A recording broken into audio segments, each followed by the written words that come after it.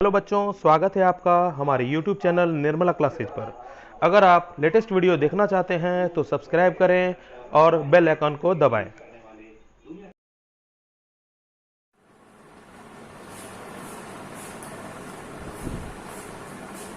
Good morning बच्चों, class 10 के नए लेक्चर के साथ मैं फिर से हाजिर हूं। आज हम लोग केमिस्ट्री के second chapter acid base salt को आगे बढ़ाते हुए इंडिकेटर के बारे में पढ़ेंगे। बच्चों, इंडिकेटर वैसे सब्सटेंस को कहा जाता है जो टेस्ट के बिना या चाहे वो स्मेल करके चाहे वो कलर चेंजिंग के थ्रू पता करे कि वह जो सब्सटेंस है एसिड है, बेस है या कुछ और है। तीसरा क्या हो सकता है, वो साल्ट हो सकता है। उसके बारे में हम लोग आगे डिस्कस करेंगे। बट ये जो मेरा इंडिकेटर है नॉर्मली एसिड एंड बेस के बारे में जानकारी देता है। और ये जो इंडिकेटर होगा नॉर्मली कलर चेंजिंग के थ्रू या स्मेल के थ्रू हमें बतलाएगा कि कोई ऑब्जेक्ट, कोई सब्सटेंस एसिड है या बेस है। तो कहने सर कि इसकी आवश्यकता क्यों पड़ी कि हम लोग इंडिकेटर का यूज करने लगे। हम लोग तो डिफिनेशन वाइज ये जानते हैं कि एसिड का टेस्ट स्वाद में खट्टा होता है और बेस का टेस्ट स्वाद में कड़वा यानी बिटर होता है। तो हम स्वाद के आधार पर ही कर सकते हैं। तो इसके लिए क्यों आवश्यक हुआ? हकीकत यह है कि हर एक चीज को हम टेस्ट के आधार पर जज नहीं कर सकते। रीजन इसके पीछे क्या है कि बहुत सारे एसिड और बेस ऐसे हैं जो हमारे हेल्थ वाइज बहुत ज्यादा डेंजरस है। इसलिए हम हर एक चीजों को टेस्ट करके पता नहीं कर सकते हैं। तो इसके लिए ही इंडिकेटर का इजाद हुआ, जिसके आधार पर बिना टेस्ट किए उस इंडिकेटर के द्वारा चाहे स्मेल के थ्रू हो या कलर के थ्रू हम एसिड और बेस के बारे में पता लगा लेते हैं। ये जो इंडिकेटर्स हैं वो 3 टाइप से डिफाइन किए गए हैं। अगर कहें टाइप्स ऑफ इंडिकेटर में, तो इंडिकेटर्स 3 टाइप्स के होते हैं। फर्स्ट,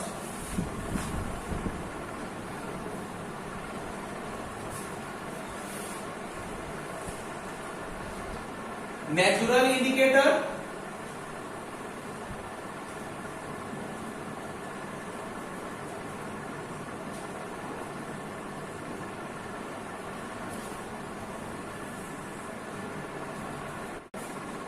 सिंथेटिक इंडिकेटर्स, इसको आर्टिफिशियल भी बोल सकते हैं। Third, olfactory indicators, olfactory indicators। ये 3 टाइप के इंडिकेटर्स होते हैं जो हम लोग यूज करते हैं, कहीं न कहीं यूज करते हैं। जो अभी से पहले हम लोग जो एसिड और बेस में जो लिटमस पेपर के बारे में बहुत ज्यादा जिक्र हो रहा था कि एसिड को अगर चेक किया जाए लिटमस पेपर के लिए, तो लिटमस पेपर का जो कलर होता था क्या हो जाता था, ब्लू से रेड हो जाता था। और बेस के लिए क्या जाता था, तो रेड से ब्लू हो जाता था। ये लिटमस पेपर है क्या? ये litmus paper combination of algae and fungus का होता है। जो ओरिजिनल अगर कलर वाइज कहा जाए तो इसका कलर ओरिजिनल में पर्पल होता है। बट इसको जो तैयार किया जाता है तो नॉर्मली 2 टाइप्स में तैयार किया जाता है, या तो ब्लू कलर में तैयार करवाया जाता है या रेड कलर में तैयार करवाया जाता है। तो हम सबसे पहले ये देखते हैं कि नेचुरल इंडिकेटर कौन कौन से होते हैं और उसका कलर वाइज क्या क्या चेंजिंग होता है। इंडिकेटर्स एसिड में उसका क्या होता है और बेस में उसका क्या होता है। सबसे पहले लिटमस, नॉर्मली ये प्लांट से प्राप्त होता है। सेकेंड, टर्मरिक,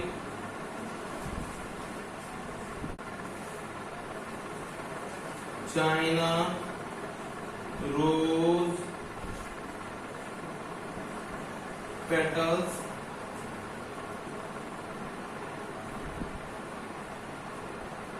फोर्थ, रेड का base,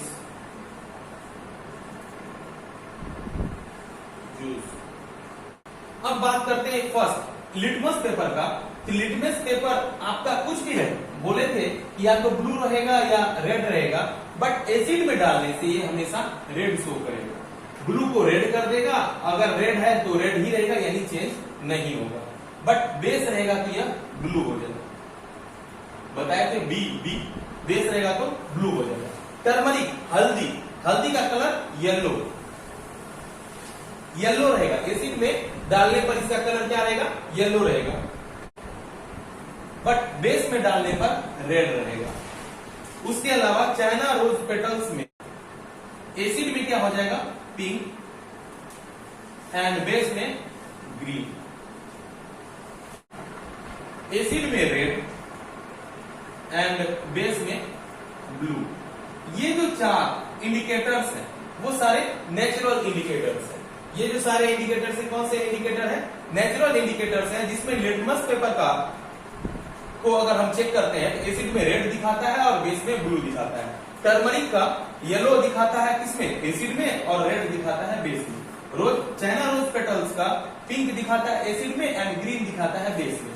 and red cabbage juice जो है एसिड में रेड होता है और बेस में ब्लू होता है। अब चलते हैं सिंथेटिक इंडिकेटर में। वही चीज एसिड एंड बेस का यहां भी चेक करना है।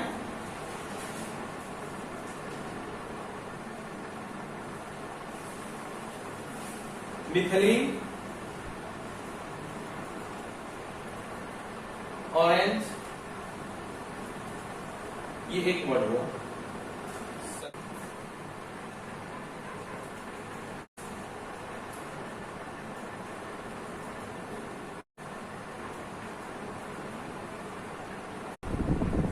फेनोल्फथलीन, 2 टाइप के इंडिकेटर जो सिंथेटिक इंडिकेटर्स में यूज किए जाते हैं, मिथिलीन ऑरेंज और फेनोल्फथलीन। मिथिलीन ऑरेंज में एसिड में कौन सा कलर होता है और बेस में कौन सा कलर होता है? तो कहने के लिए एसिड में रेड और बेस में येलो होता है। ठीक है। अब बात करते हैं फेनोल्फथलीन का, जो कि अगर एसिड को पता करने के लिए कलरलेस होता है। कलरलेस बोलो या वाटर का कलर बोलो, वाटर भी तो कलरलेस ही है ना। अगर कहें तो डार्क बेस में डार्क पिंक होता है, डार्क पिंक या ये हुआ सिंथेटिक इंडिकेटर्स में। अब चलते हैं ऑल्फैक्टरी इंडिकेटर्स में।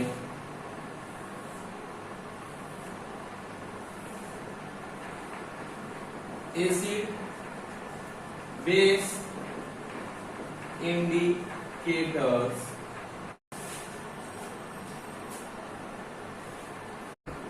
वनीला, इसेंस,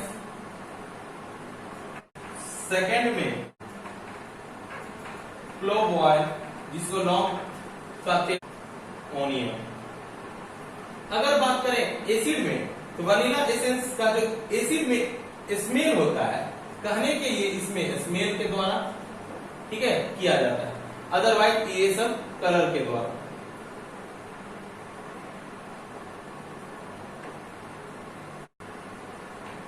वनीला एसेंस में स्मेल इंक्रीज कर जाता है। स्मेल जो एसिड का पता करने के लिए उसका स्मेल इंक्रीज कर देता है, जबकि बेस कोई स्मेल नहीं होता।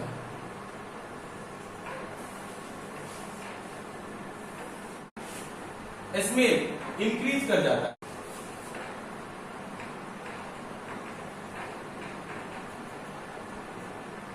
जबकि बेस में स्मेल डिक्रीज कर जाता है। स्मेल ओनियन में, और अगर ओनियन को इंडिकेटर के रूप में इस्तेमाल किया जाता है और एसिड में डाला जाता है तो ओनियन का जो स्मेल रहता है वही रहता है, उसमें चेंजिंग नहीं आता है, तो नॉट चेंज। बट जब बेस में जाता है स्मेल डिक्रीज कर देता है। ये जो सारा है ये हमारा इंडिकेटर्स है। नेचुरल इंडिकेटर अगर कहा जाए तो ये प्लांट के थ्रू प्राप्त होता है, इसीलिए नेचुरल कहा गया। सिंथेटिक आर्टिफिशियल होता है, मेड मेड होता है, इसलिए ये अलग होता है। और फैक्ट्री में हम कुछ इंडिकेटर को लेकर स्मेल के थ्रू यह पता कर सकते हैं कि वह इंक्रीज हो रहा है या नहीं हो रहा है, या कोई चेंजिंग नहीं हो रहा है। ये सब सारा इंडिकेटर्स के बारे में इंफॉर्मेशन था जो डेली लाइफ में हम लोग कहीं न कहीं यूज करते हैं। पहले इसे लिखो, तब आगे बढ़ो।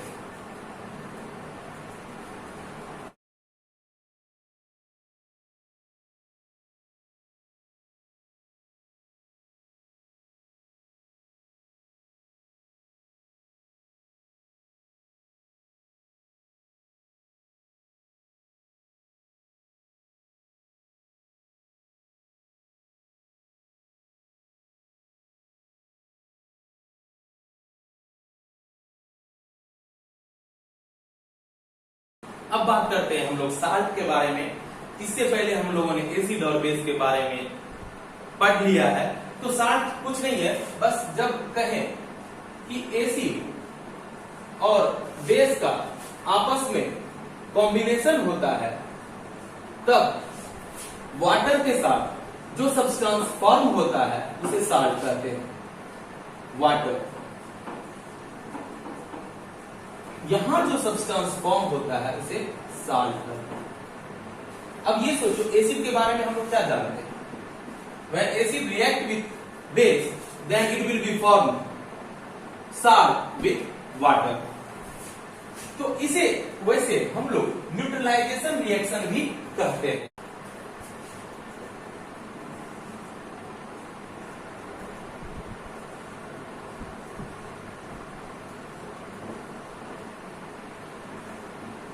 साल्ट को हम लोग न्यूट्रलाइजेशन रिएक्शन भी करते हैं। कोई भी एग्जांपल लेते हैं, एसिड का HCl, बेस का NaOH, तो H के साथ और NaCl के साथ, H जो है OH के साथ आ जाएगा, NaCl के साथ, तो साल्ट बनाया NaCl, जिसमें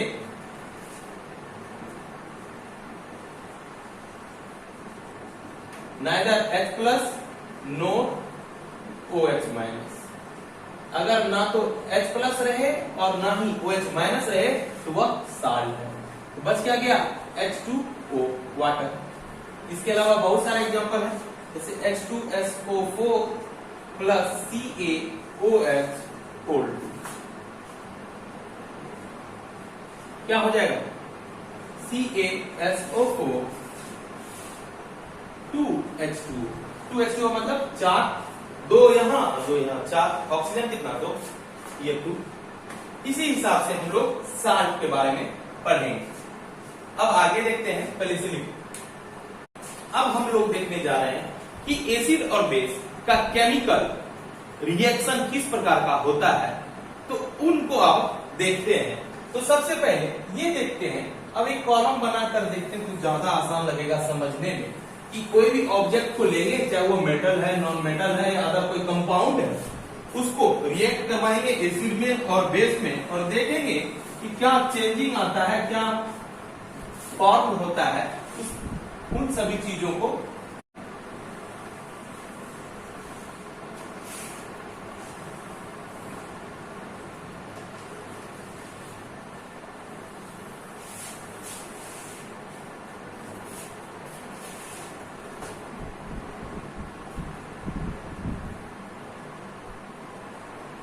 एलिमेंट और कंपाउंड और एनी फॉर्मूला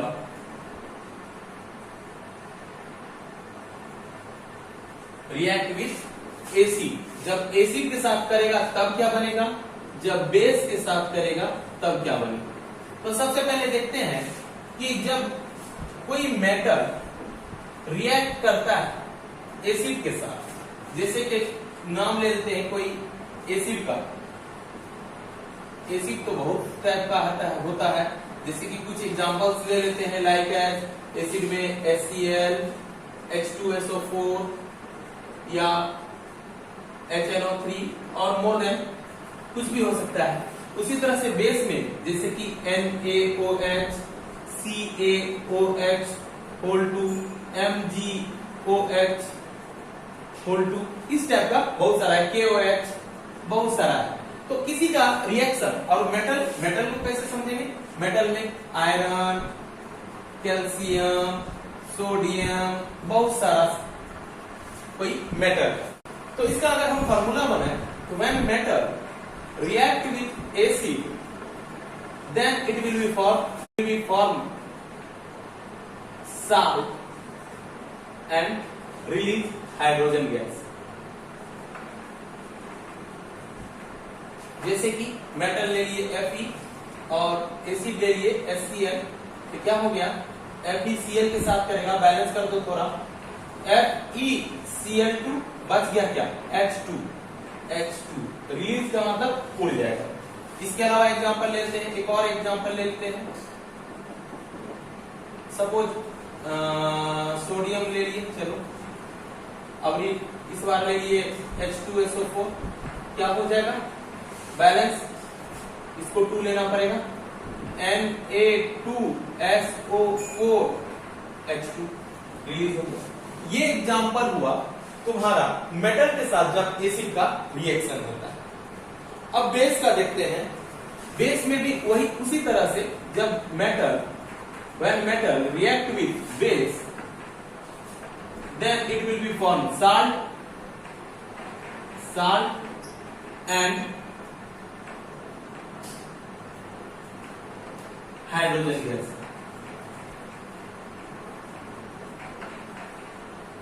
एग्जाम्पल ले लेते हैं कि यह मेटल होता क्या है। मेटल के बारे में हम बोलेंगे कि मेटल कोई भी लेते हैं, जैसे कि यहाँ Fe है तो Fe ले लिए, बेस NaOH ले लिए, तो क्या हो गया? बैलेंस करने के लिए 2, तो क्या हो जाएगा? Na2FeO2 plus hydrogen gas.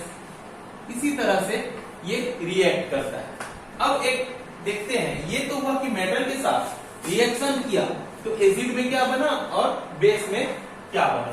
अब सेकंड लेते हैं, metal carbonate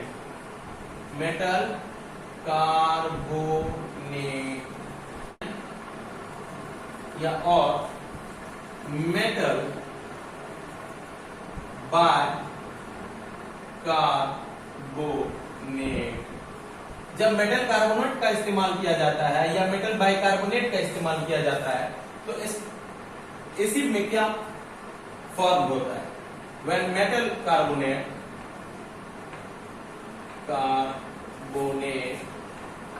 react with acid, then it will be formed salt, CO2 यानी carbon dioxide and water.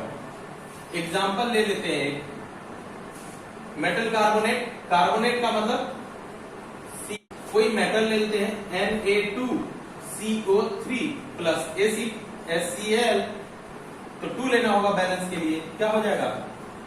NaCl2 कितना है? 2 टाइम्स। बैलेंस कर लो, इक्वेशन लास्ट क्लास में हम लोग डिस्कस कर चुके हैं कि बैलेंस कैसे करते हैं। अगर इक्वेशन बैलेंस करने में तुम्हें दिक्कत आ रही है तो मेरे लास्ट एक इक्वेशन ऑफ केमिकल मेरे last video chemical reaction and equation में इक्वेशन बैलेंस के बारे में बतलाया गया है। उसमें 2-3 मेथड्स बताए गए हैं, तो उसको अच्छे से देख लो, जिससे तुम्हारा ये कॉन्सेप्ट क्लियर हो जाएगा कि कैसे बैलेंस किया जाता है। तो मैं जब भी लिखूंगा बैलेंस करके लिखूंगा। तो अब ये देखो कि Na2CO3 2HCl यानी कि एसिड के साथ रिएक्ट करता है, तब क्या होता है? तो 2NaCl plus CO2 plus H2। H कितना है? 2, ऑक्सीजन 1। यहां पर कैसे हुआ सर? इसको सोचो, क्योंकि साल्ट बनाता है तो साल्ट में Na और Cl जाएगा, तो Na कितना है? 2 और Cl कितना है? 2, Cl भी 2, तो NaCl 2 NaCl। और अगर बात करें हाइड्रोजन कितना है? 2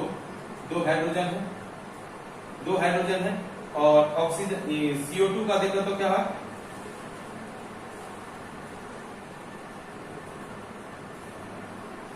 अब देखो CO2 में कितना है, CO3 है, एक CO2 निकाल दिए, एक बच गया O, ये O और इस 2H में तो बन जाएगा रिएक्शन क्या होगा, H2O। CO3 में एक O तो निकल गया, तो बचेगा क्या, CO2। तो नॉर्मली ये फॉर्म हुआ। ये ऐसे भी समझ सकते हो तुम। अब बात करते हैं, ये तो हुआ मेटल कार्बोनेट, कार्बोनेट में CO3, और रहेगा मेटल बाइकार्बोनेट। तब क्या करेगा, मेटल बाय कार्बोनेट, इसको बोला जाता है हाइड्रोजन का, metal hydrogen carbonate plus acid, इसमें भी वही salt plus CO2 plus H2। Example Na, इसी के जैसा NaH, बस अंतर क्या है, हाइड्रोजन भी आ जाएगा, प्लस HCl, तो क्या हो जाएगा NaCl plus CO2 plus H, एक यहाँ है एक यहाँ है, 2H H2। ये एसिड में रिएक्ट करने पर बना, किसको बनाए, metal carbonate and metal bicarbonate. यहाँ सोडियम का बनाए, इसके अलावा भी बनाया जा सकता है, जबकि इसमें रिएक्शन नहीं होता है, इसमें कोई भी ऐसा रिएक्शन नहीं होता है। लिखो इससे पहले,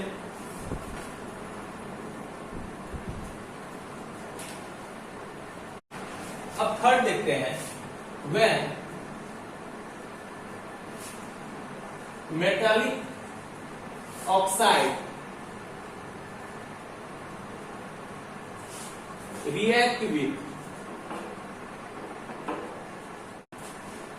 acids, then it will be formed water। अगर मेटेलिक ऑक्साइड का रिएक्शन एसिड के साथ होता है, जैसे कि दे मेटालिक ऑक्साइड रिएक्ट ऐसे प्लस किसके साथ, एसिड के साथ, then it will be formed salt and water। कोई भी मेटेलिक ऑक्साइड लो, ठीक है, और ये दिखाओ, जैसे कि CuO और एसिड HCl, तो क्या हो जाएगा, साल्ट, CuCl2 प्लस H2O।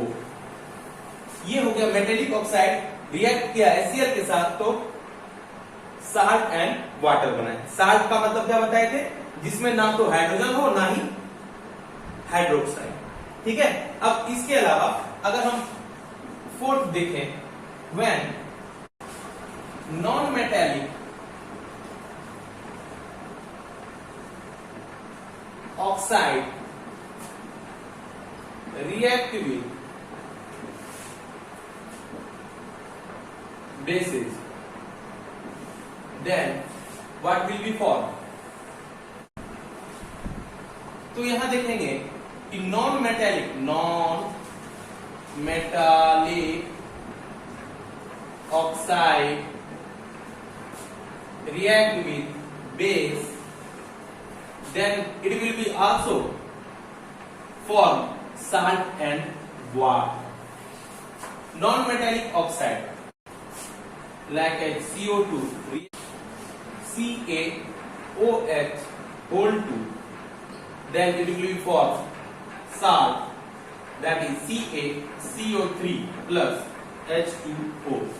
यहां पर देखो Ca कितना है, एक CO3 कहां से है, CO2 चला गया, एक O एक्स्ट्रा है, यहां पर 2 O है, यहाँ 2 O है, एक O यहाँ और एक O यहाँ, हाइड्रोजन तो बच गया, हाइड्रोजन वहां चला गया। ये हुआ नॉन मेटेलिक ऑक्साइड का बेस के साथ। मेटेलिक का ये जो नेचर वाइज बेसिक होता है, ठीक है, इसीलिए इसका जो रिजल्ट है, यानी कि एसिड में बेस मिल जाता है, क्योंकि बेसिक नेचर का है, एसिड बेस का रिजल्ट होता है क्या होता है, साल्ट एंड वाटर मिलता है। और ये जो नेचर वाइज नॉन मेटेलिक है, ये है एसिडिक।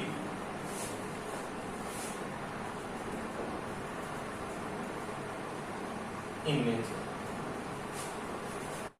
यह भी सॉल्ट एंड वाटर बनाता है, क्योंकि ये एसिडिक हो गया और एसिड एंड बेस जब मिलेगा क्या बनेगा? Salt and water. यहां बेसिक हो गया तो बेसिक एंड एसिड मिलेगा, क्या बनेगा? Salt and water. इसे लिखो पहले। तो अगले क्लास में नए वीडियो के साथ फिर से मिलते हैं। तो डेली मेरे वीडियो को प्राप्त करने के लिए सबसे पहले मेरे YouTube चैनल को सब्सक्राइब कर दो, क्योंकि जब तक सब्सक्राइब नहीं करोगे तो मेरे चैनल पे तुम्हें बार बार आना पड़ेगा, बार बार सर्च में जाना पड़ेगा। इससे अच्छा है कि तुम एक बार सब्सक्राइब कर दो और बेल आइकन को दबा दो, जिससे क्या होगा कि तुम्हारे लैंग्वेज में ही सरल भाषा में बताने की मैं कोशिश कर रहा हूं, वो वीडियो तुम्हें सबसे पहले प्राप्त होगा। तो तब तक के लिए take care and good bye.